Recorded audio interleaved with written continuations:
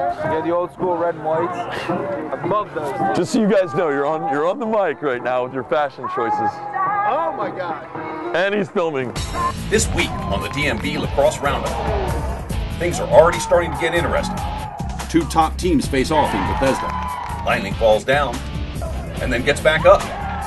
St. John's gets an elusive conference win, and the MAC and the IAC split a pair of interconference games. We travel to Battlefield to meet an imposing attackman and witness a thriller versus a Long Island powerhouse. We'll get inside the huddle in a huge matchup in the northern region and find all the action that matters. It's all right here, and everybody's watching. Welcome to the show!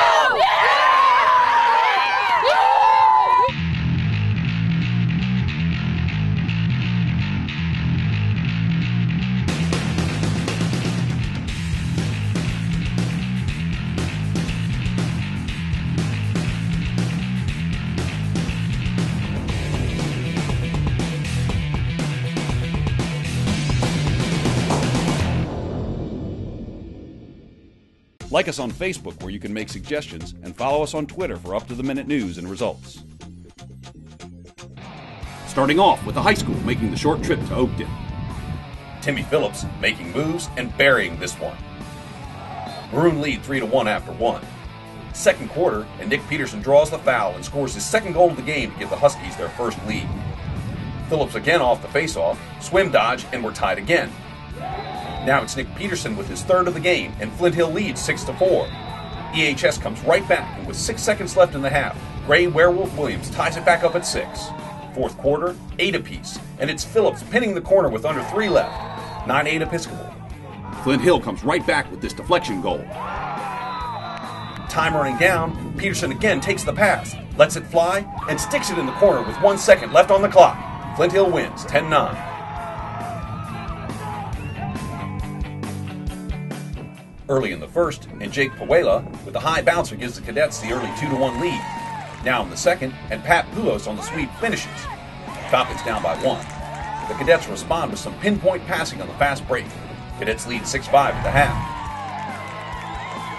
Into the third, and the Falcons get their first lead of the game as Quinn Smith completes the hat trick on this man up. 7-6 good Counsel after 3. Again, the Cadets come right back on the opening faceoff. Warren Leah takes it all the way himself. Tied at 7. Just over 6 minutes left, and Gerald Flood with the unassisted goal. Cadets lead 9-7. Quinn Smith scores again to cut the lead to 1 with under 3 minutes left, but St. John's holds on for their first victory over good Counsel since 2004. Since 1996, MLAX is DC, Maryland, and Virginia Lacrosse. With the most competitive summer all-star programs in the country.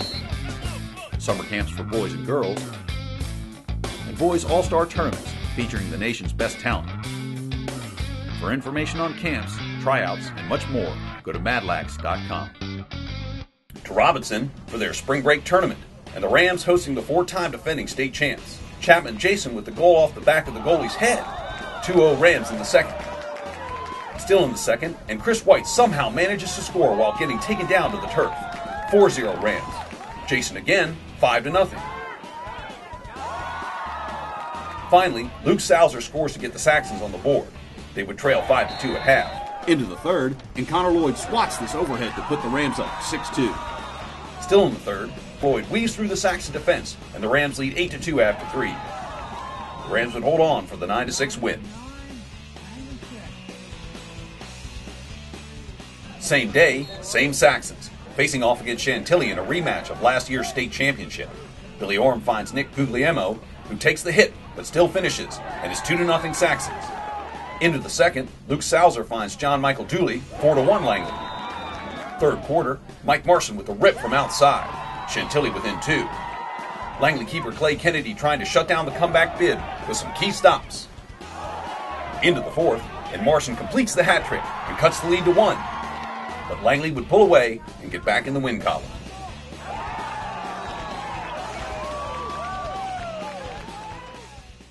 Here we go, boys. Tempo. Let's go. Let's go. We're going 6-on-6. Let's go. And now, Sperry Tents invites you to slip past security and get into the game with the sideline pass. I'm wearing a mic, so careful. You don't want to say anything inappropriate. This week, Rich Hodge and his Madison Warhawks travel to Robinson for a huge Northern Region showdown. Big test for us, all right? This is important. Let's go get it, all right? How do we play? Fast and hard. Fast and hard, right? Let's play fast, all right? God, hit and shoot. There we go! There you go, Jim Bailey! Score that, score that. Here we go, Red! Let's go! The goalie's just standing. Guys, let's go. Foot on the gas. Right here, let's go. There we go, there we go, there we go, there we go. You hear how much they're talking? Makes a huge difference. There we go, Rome! That's what I was talking about, man. When you get the 2 D guys on his backside and it's a fast break to the cage. Yeah, feel free. You get to toss cookies, go ahead, man. You don't need my permission. There you go. There you go. He hit a sliver that big. Welcome to Madison Lacrosse. This is how you're supposed to play. All right, what are we doing? You're playing hard, you're playing fast, and you're unselfish. They're going to make it fierce. They're going to make a charge. Who's open? Shot! You can't let the guy freely pass and catch. Body!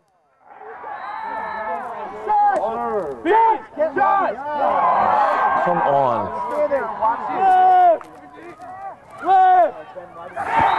Let's go, boys. Let's go. Let's go. Let's go. Hey, guys, we need to finish this game, okay? Hey, hey, hey, hey. Guys, born to run. Born to run right here now.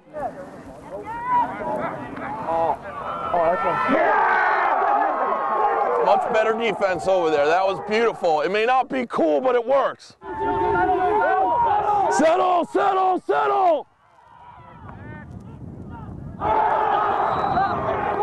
Great job, Coach. I was so nervous before the game. Thank you for coming. Good luck in your season. All right, guys.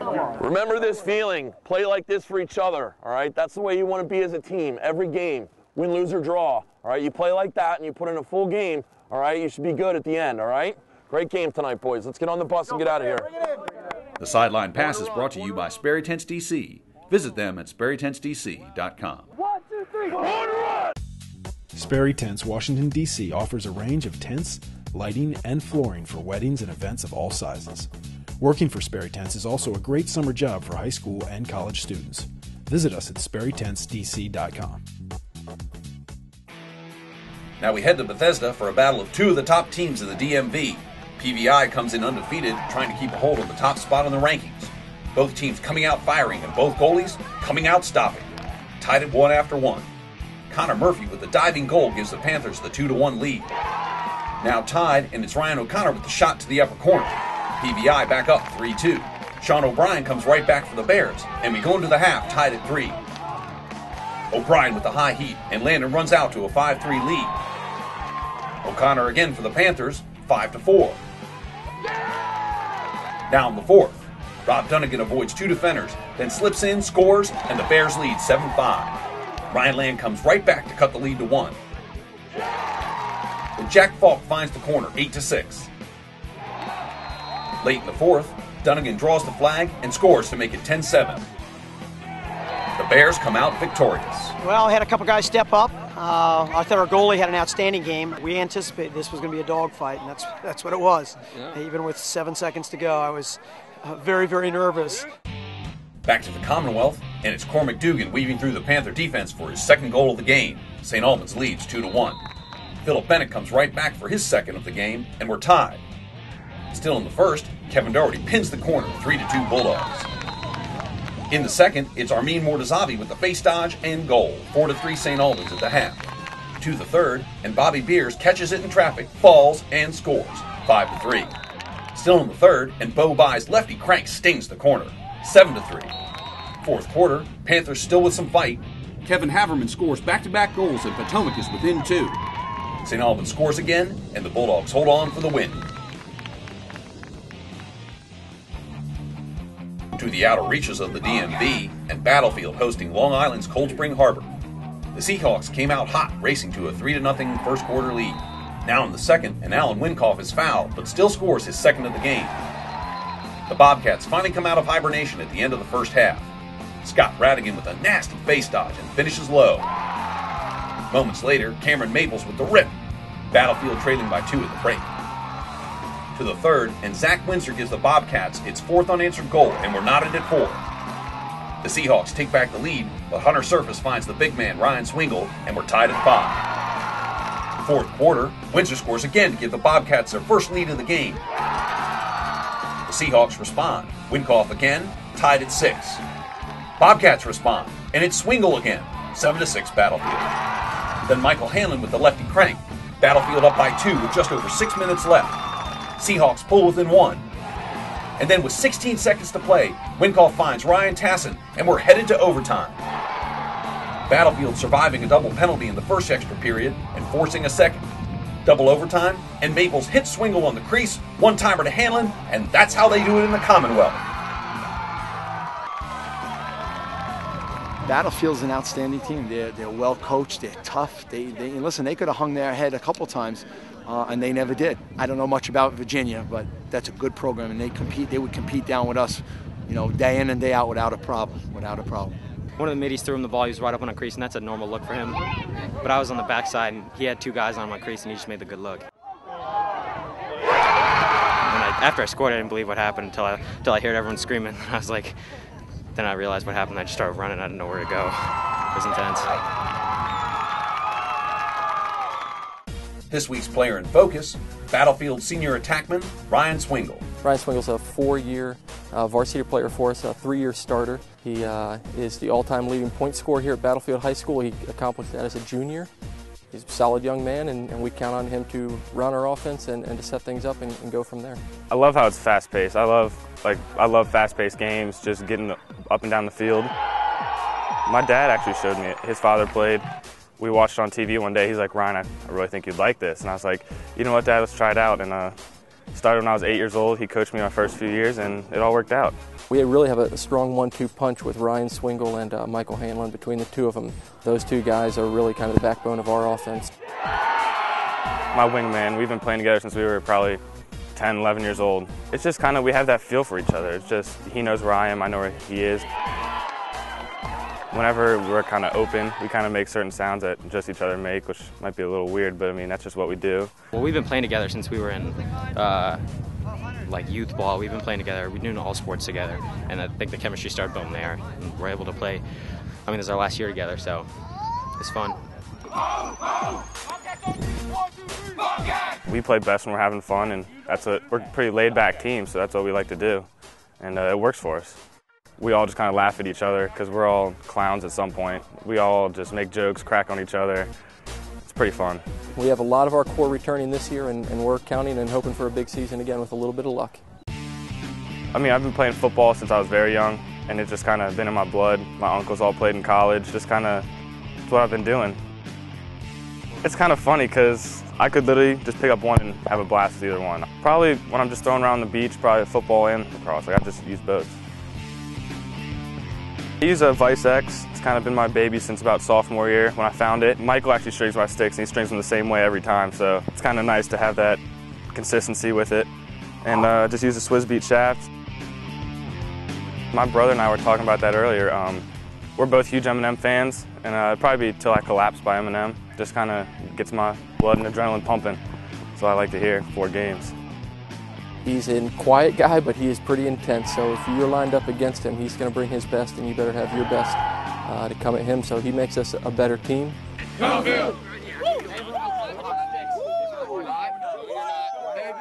This week.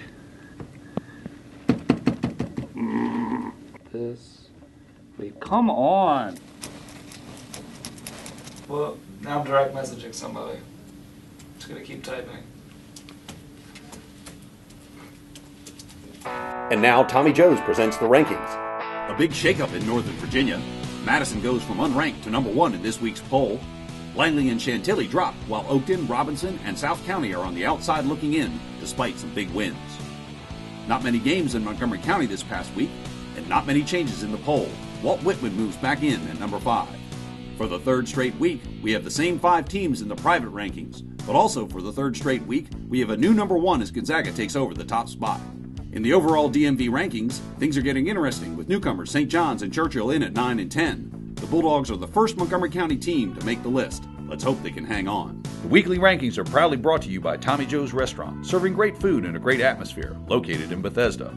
Stay tuned this season for more information about Roof, Bethesda's first restaurant with rooftop dining, located on the corner of Cordell and Norfolk. It's time for MLAX Plays of the Week. We have Michael Hanlon's double overtime goal for Battlefield in their win over Cold Spring Harbor. There's Nick Peterson's buzzer-beating game winner in Flint Hill's victory over EHS. And finally, we have Chris White from Robinson scoring while being tackled to the turf. Chris White is this week's big winner. Chris has won himself a pair of nationally popular Mad Gear shorts. Get on down to MLAX McLean to claim your prize. Next week's roundup contains some of the biggest games of the year. Number 1 Gonzaga faces 2 top 5 foes as they host both Georgetown Prep and Landon. We will focus in on another area standout, and we will go inside the huddle to get a closer look at DMV Lacrosse action.